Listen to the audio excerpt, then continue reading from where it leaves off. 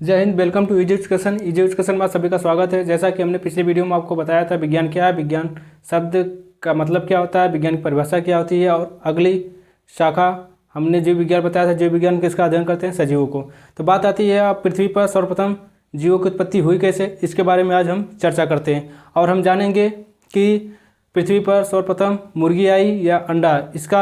इस सवाल का जवाब जानने के लिए आप हमारे साथ वीडियो में शुरू से अंत तक बने रहिए। आप स्वयं जान पाएंगे कि सर्वप्रथम पृथ्वी पर मुर्गी आई या अंडा। तो आइए हम चलते हैं कि जीवन की उत्पत्ति के बारे में, पृथ्वी पर सर्वप्रथम जीवों की उत्पत्ति कैसे हुई, इसके बारे में अनेक वैज्ञानिकों ने अपने अनेक सिद्धांत, मत और प्रयोग किए हैं। तो इसी के बीच हम चलते हैं। सबसे पहले पढ़ते हैं कि कौन से वैज्ञानिक कौन कौन से मत और परिकल्पना दिए हैं। तो हम सबसे पहले पढ़ते हैं उसे जीवन की उत्पत्ति के बारे में कि कौन सी परिकल्पना है, प्राचीन परिकल्पना। तो हम सबसे पहले पढ़ते हैं प्राचीन परिकल्पना।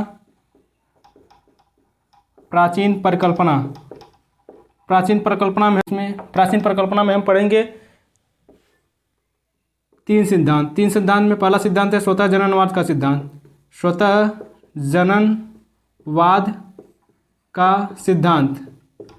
स्वतः जननवाद का सिद्धांत लेकर कौन आया था, जिसे हम कहते हैं the theory of spontaneous generation.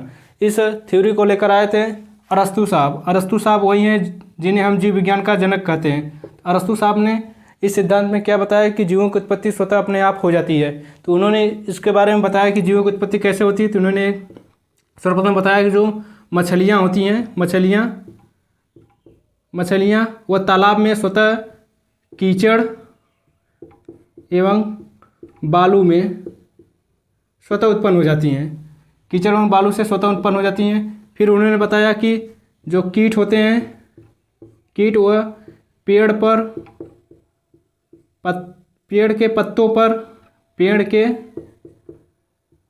पर पड़ी ओस से और उन्होंने बताया कि जंतुओं के रोम, मांस तथा उनके द्वारा उत्सर्जित पदार्थों से। और इन्होंने एक और बात बताई, सांप एवं कनखजूरे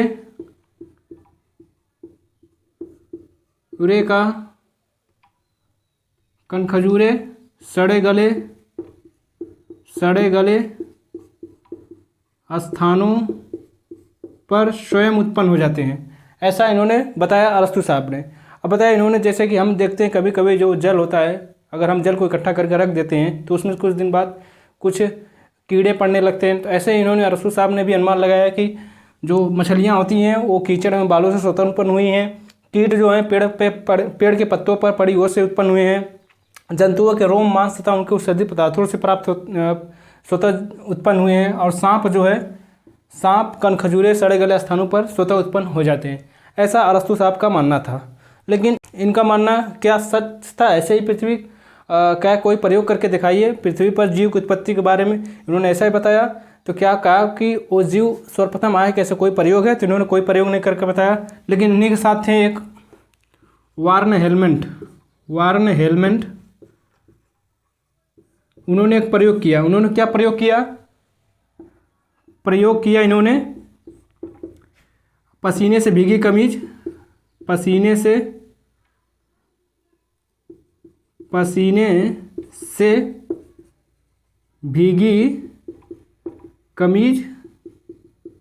के साथ गेहूं की बाली रखने से चूहा स्वतः उत्पन्न हो जाता है। तो वार्न हेलमेट साहब का क्या प्रयोग था? वार्न हेलमेट साहब ने बताया था कि अगर हम मनुष्य के भीगे कमीज के साथ गेहूं की बालियां रख दें तो जो चूहा स्वतः उत्पन्न हो जाता है। तो ऐसी तो कोई बात थी नहीं कि मतलब कि अगर आपने गेहूं के बाली और कमीज को एक साथ रख दिया तो चूहे आ जाएंगे, है ना। ऐसा उन्होंने प्रयोग इसलिए किया कि वो देखना चाहते थे जीवों की उत्पत्ति कैसे हुई। तो जब इन्होंने ऐसा रखा होगा तो शायद हो सकता है चूहा बाहर से गेहूँ खाने चला आया होगा, तो उन्होंने देख लिया तो ऐसे ही बता दिया। तो लेकिन कोई भी इनका पुख्ता प्रमाण नहीं था, तो इसलिए इन थ्योरी को नकार दिया गया। तो फिर दूसरी थ्योरी आई इसी में, प्राचीन परिकल्पना में दूसरी थ्योरी आई, जीवांत जीव उत्पत्ति का सिद्धांत। जीवांत जीव उत्पत्ति का सिद्धांत,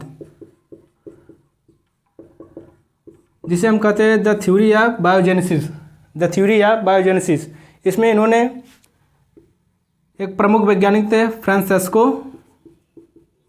फ्रांसेस्को रेड्डी, और उनके सहयोगी थे लेजरो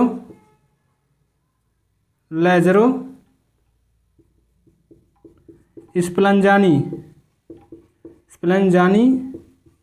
और उनके एक सहयोगी थे लुई पाश्चर।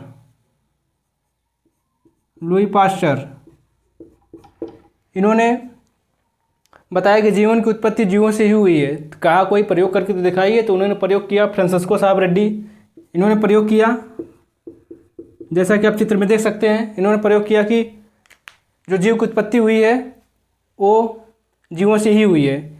उन्होंने विभिन्न प्रकार के जंतुओं का उबला हुआ मांस लिया, उसको 3 फ्लास्क में ऐसे करके, जैसा कि आप चित्र में देख रहे हैं, 3 फ्लास्क लिया, उसमें थोड़ा थोड़ा करके इन जंतुओं को मांस रख दिया, 1 2 3 मांस को रखा, और पहले को उन्होंने खुला छोड़ दिया और दूसरे को उन्होंने पारपमेंट कागज़ से ढक दिया, और दूसरे कपड़े को पूरी तरह से सिल दिया, तीसरे को कपड़े से सिल कर दिया। तो फिर बात आई, उन्होंने इसको कुछ दिन रखने के बाद, कम से कम लगभग 17 से 18 दिनों के बाद इन्होंने इस सब का परीक्षण किया। तो उन्होंने पाया कि पहले वाले पे मांस के टुकड़े पर कुछ मक्खियाँ थी और उनके लार्वा दिखाई दे रहे थे। दूसरे और तीसरे को उन्होंने खोल के देखा तो उसमें कुछ नहीं दिखाई दिया। तो उन्होंने अनुमान लगाया कि जीवों की उत्पत्ति जीव से होती है। लेकिन फिर भी सवाल वही रह गया कि जीवों की उत्पत्ति सर्वप्रथम पृथ्वी पर क्यों हुई, क्योंकि मक्खियाँ तो उस समय थीं, तो मक्खी के द्वारा ही मक्खी पैदा हुई। तो ये बात तो हजम नहीं हुई कि मतलब कि जीवों की उत्पत्ति ऐसे ही हुई होगी। तो जीवों की उत्पत्ति हुई कैसे, इसके बारे में इन्होंने अभी सिद्ध नहीं कर पाया, तो इनकी परिकल्पना को भी नकार दिया गया। तब आई तीसरी परिकल्पना, जिसे कहते हैं हम ब्रह्मांडवाद का सिद्धांत। ब्रह्मांडवाद का सिद्धांत, जिसे इंग्लिश में बोलते हैं द थ्योरी ऑफ कॉस्मोजोइक। इसमें प्रमुख वैज्ञानिक कौन थे? रिचर्डर आर्हीनियस और होइल, इनमें प्रमुख वैज्ञानिक थे। इन्होंने क्या बताया पृथ्वी पर जीवन की उत्पत्ति के बारे में? इन्होंने बताया कि जब पृथ्वी बन रही थी तो पृथ्वी पर उल्का पिंडों के साथ जीवों के कुछ साधारण बीजाणु उस उल्का पिंडों के साथ आए और यहाँ पर जीवों की उत्पत्ति हो गई। उसी पिंडों पर साधारण बीजाणुओं के द्वारा, उसी उल्का पिंडों के साथ जो साधारण बीजाणु आए थे जीवों के, उसी से जीवों की उत्पत्ति हो गई। तो इन्होंने क्या बताया? इन्होंने बताया कि पृथ्वी पर उल्का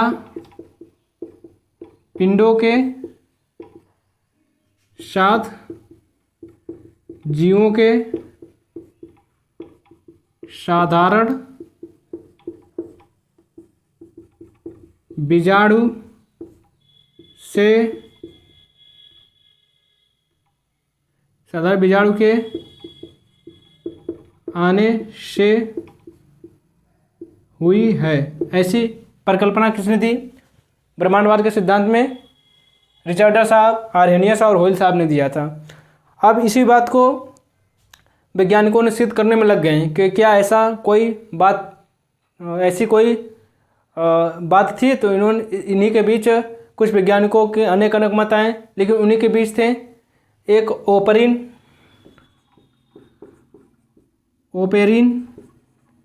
एवं स्टैनले मिलर।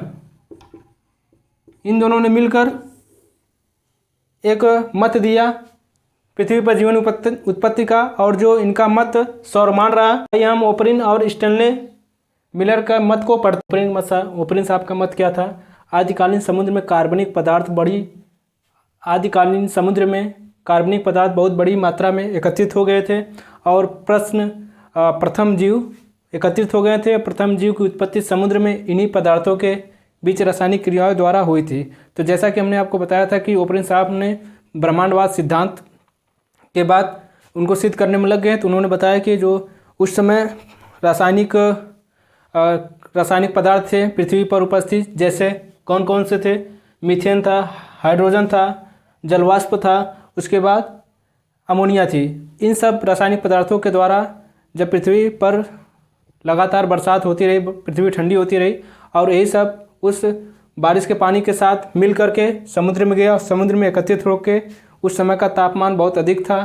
तो उन्हीं के साथ ये सब परस्पर क्रियाओं के द्वारा प्रथम प्रोटीन के पेप्टाइड श्रृंखलाओं का जन्म हुआ, जिससे प्रोटीन निर्माण होता है। तो इसी को कहा कि आप जैसे कि हर सिद्धांत में प्रयोग करके बताया गया, तो आप बताया गया कि आप इसको प्रयोग करके दिखाइए। तब प्रयोग किया था स्टैनले मिलर साहब ने।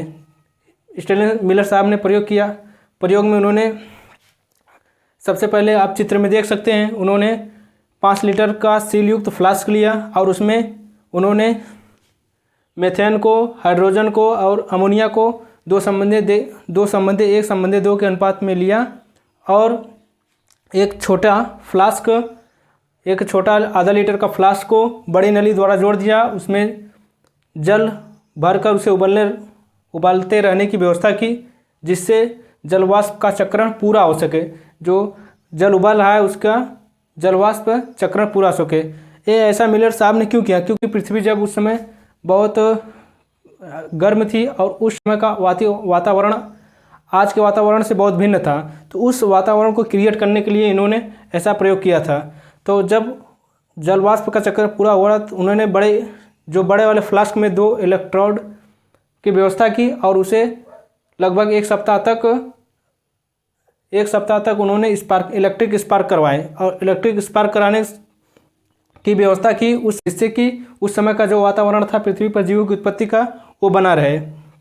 और दूसरी तरफ उन्होंने एक शीतलक यू आकार की नली द्वारा जोड़ दिया, जिसमें जो जलवाष्प ठंडी होकर बैठ जाए।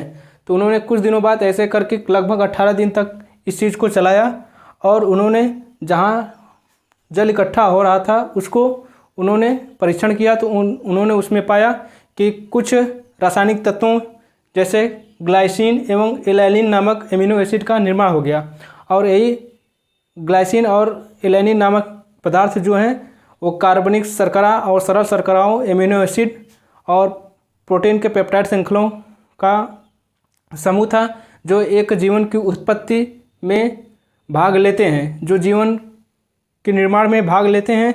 और कि अगर हम इसी प्रयोग को ऐसी ही अवस्था में लगभग हजारों या करोड़ों साल ऐसे प्रक्रियाओं को चलने दिया जाए, ऐसे प्रक्रियाओं को चलने दिया जाए, तो ये लाखों करोड़ों साल बाद एक नए जीव की उत्पत्ति होती है।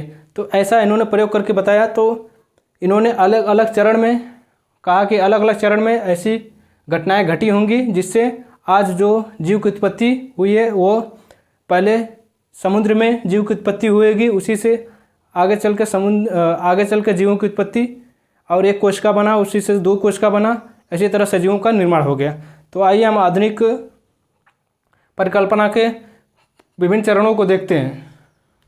चलिए हम आधुनिक परिकल्पना जो ओपरिन साहब और मिलर साहब ने प्रयोग करके दिखाया था, तो उन्होंने बताया था कि जीवों का निर्माण धीरे धीरे कई चरण में हुआ था और कई वर्षों में हुआ था। प्रथम चरण में उन्होंने बताया था समुद्र में कार्बनिक पदार्थों किसका निर्माण हुआ था, कार्बनिक पदार्थों का निर्माण हुआ था। ऐसे ही तो इन्होंने बताया था कि प्रथम चरण में सरल अणुओं का निर्माण हुआ था, सरल अणुओं का निर्माण। फिर उसके बाद कार्बनिक यौगिकों का निर्माण हुआ था, कार्बनिक अणुओं का निर्माण हुआ था, कार्बनिक अणुओं का निर्माण हुआ था। फिर तृतीय चरण में जटिल कार्बनिक यौगिकों का निर्माण हुआ था।